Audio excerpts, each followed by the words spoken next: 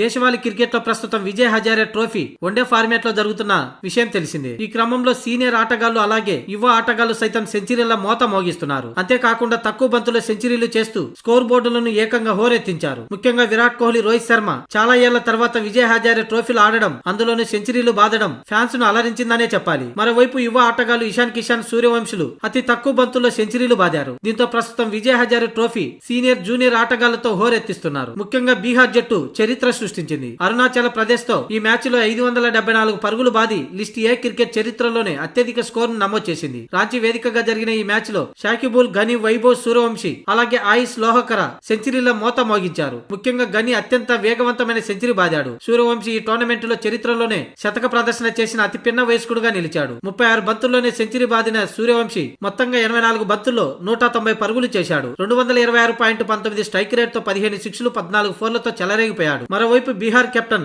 షకీబుల్ గని 40 బంతుల్లోనే 128 పరుగులు చేసి నాట్అవుట్ గా నిలిచాడు. దీంతో అరుణాచల్ ప్రదేశ్ పై బీహార్ ఏకంగా 574 పరుగులు చేసింది. ఇక మరోవైపు ఆంధ్ర జట్టుతో తలపడుతున్న ఢిల్లీ జట్టులో విరాట్ కోహ్లీ సెంచరీతో కదం తొక్కాడు. కేవలం 83 బంతుల్లోనే 100 పరుగులు చేసి అభిమానుల్ని అలరించాడు. ఇక రోహిత్ శర్మ 94 బంతుల్లో 155 పరుగులు చేశాడు. 18 ఫోర్లు, 9 సిక్స్లతో 164.8 స్ట్రైక్ రేట్ తో వీరబాదుడు బాదాడు. విజయ్ హజారేలో రీ ఎంట్రీతో ఈ రోకో జోడి అదిరిపోయే సెంచరీల మోత మోగించారు. ఇక ఇషాన్ కిషాన్ సైతం సెంచరీతో అలరించాడు. కేవలం 33 బంతుల్లోనే సెంచరీ కొట్టాడు. ఇందులో 14 సిక్స్లు ఉండడం విశేషం. జార్ఖండ్ జట్టు 50 ఓవర్లలో 412 పరుగులు చేసింది. మొత్తంగా విజయ్ హజారే ట్రోఫీలు అటు సీనియర్లు, ఇటు జూనియర్లు విధ్వంసకర సెంచరీలతో రచ్చలేపుతున్నారు.